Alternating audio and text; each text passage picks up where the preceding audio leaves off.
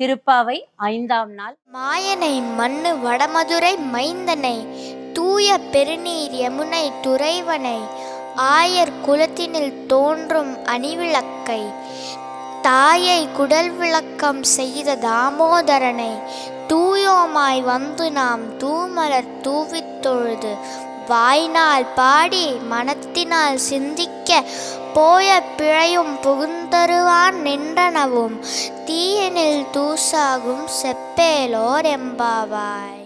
இப்படி மனம் மொழி மெய்யால் நாம கண்ணனை வழிபட்டோம் அப்படின்னா நம்மளுடைய பரம்பரையில நம்ம முன்னோர்கள் செஞ்ச பாவம், அதனால நம்ம பட்டுட்டு இருக்கிற அல்லல், நம்ம செஞ்ச பாவம், நம்ம செஞ்சுக்கிட்டு இருக்கிற பாவம், நாம செய்ய போற பாவம் அத்தனையுமே தீயில போட்ட பஞ்சு மாதிரி பொசுக்கி விடுவானா அந்த கண்ணன்.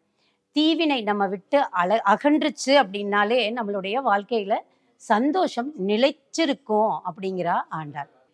இன்னைக்கு அலங்காரம் எப்படி பண்ணியிருக்கிறோம் அப்படின்னா, இந்த பாடல்ல கண்ணனுடைய அவன் பிறந்த அந்த குலத்துக்கே மணி விளக்கா வந்த அந்த கண்ணனுடைய பெருமையை தான் இந்த பாடல் முழுக்க ஆண்டாள் அவ்வளோ அழகா பாடியிருக்காங்க.